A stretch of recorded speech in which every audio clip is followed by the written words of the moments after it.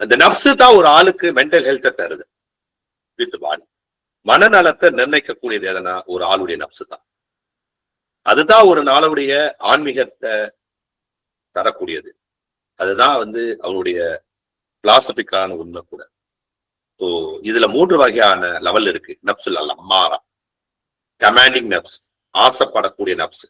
இததான் குரான்ல இன்ன நப்சுல் அம்மாரா பிஸ்ஸூ, மனிதன சரிக இச்சை.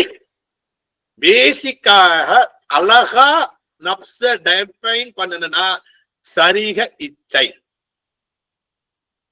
அந்த சரிக இச்சை எப்படி இருக்கு?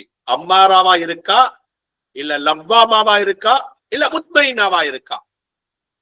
பேசிக்கா குரான் என்ன சொல்லுதுன்னா இன்ன நப்சுல் அம்மாரா பிஸ்ஸூ, மனிதனுடைய சரிக இச்சை பாவம் செய்யும்படி தூண்டக்கூடியதாக இருக்கு. இதுக்கு equivalent Freudian it. Freudian it, Freud, Sigmund Freud சொல்லக்கூடிய இட்டுக்கு சமம். இட் அவர் என்ன சொல்லுவாங்க, மிருகத்துக்கு ஒப்பா சொல்வாரு, அனிமல் இன்ஸ்டிங்க்ட் சொல்வாரு. இப்ப இயல்பாக மனித உடம்பு பாவம் செய்யறது, அதாவது பிளான் எதுக்காக நிர்ணயிக்கப்பட்டிருக்கோ அதை செய்யறதுக்கு அது விரும்பும். அதோட life energy is towards to either life energy இருக்கும், இல்லைன்னா தட்.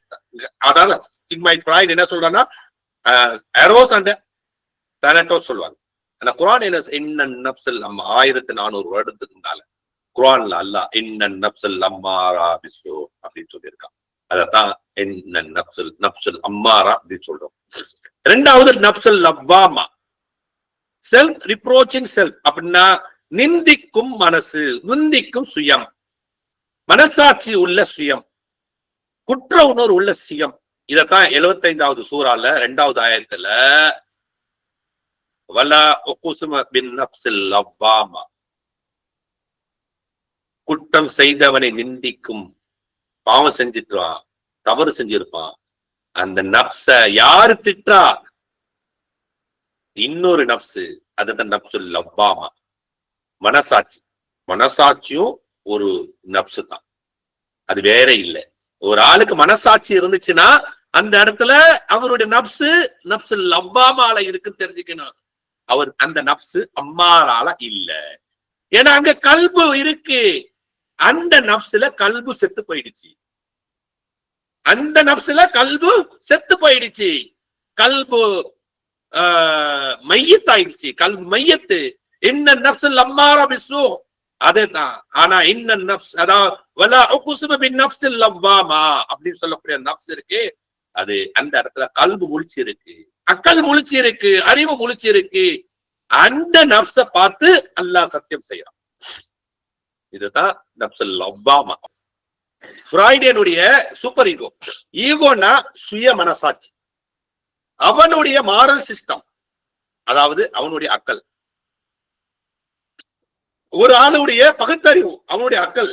ஒரு ஆளுடைய கல்பு, அது அவனை எப்படி நிந்திக்குது, அதுதான் செல்ஃப், அதான் சுய மனசாட்சி சொல்லும். இன்னொன்னு மாரல் சிஸ்டம் ஒண்ணு இருக்கும், அல் கைபு, அவனுடைய ஈமான, அவனுடைய ரூஹு, இல்ல கம்யூனிகேஷன். மத்தவங்க நம்மளை ஏளனமா பார்த்துருவாங்க, மத்தவங்களை நம்மளை குற்றம் பிடித்திடுவாங்க, நம்ம தவறு செஞ்சிருக்கோம் அப்படி நினைக்கக்கூடிய அந்த நப்சு தான் நப்சுல் லவ்வாமா, சூப்பர் ஈகோ.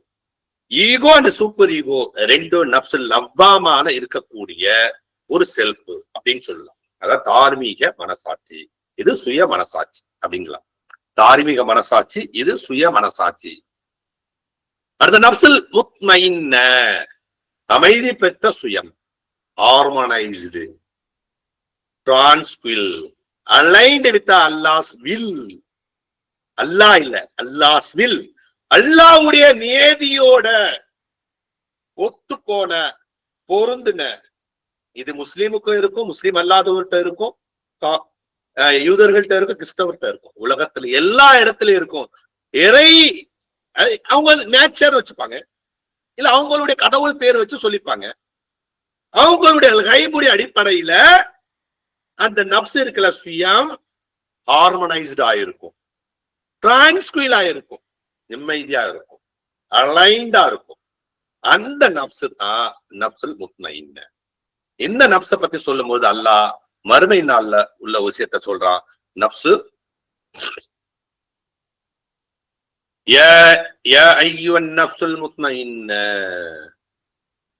அந்த நாளில் நல்ல மனிதர்கள் நோக்கி, நிம்மதி பெற்ற ஆத்மாவே, நிம்மதி பெற்ற ஆத்மாவே அப்படின்னு என்ன அர்த்தம்?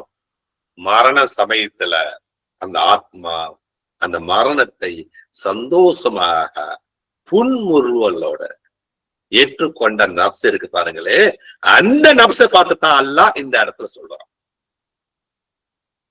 போய் நல்லா தூங்கு, நல்லா நிம்மதியாகிரு. சோ இதனுடைய ஒரு லாஜிக்கல் பாயிண்ட் ஆஃப் வியூல நம்ம இஸ்லாமிக் சைக்காலஜில பயன்படுத்துறோம். சோ இதத்தான் வந்து செல்ஃப் ஆக்சுவலைஸ்ட் கண்டென்டட் செல்ஃப். இன்னைக்கு மாஸ்லோ, அப்ரஹாம் மாஸ்லோ, அவரு செல்ஃப் ஆக்சுவலைசேஷன், நம்ம சுய கண்டென்ட், மனநிறைவு, தன்னிறைவு என்னைக்குங்க வரும்? மனிதனுடைய மனசு எப்பங்க நிறைவாகும்? ஆசைகள் அவனை விடுறதே இல்லை.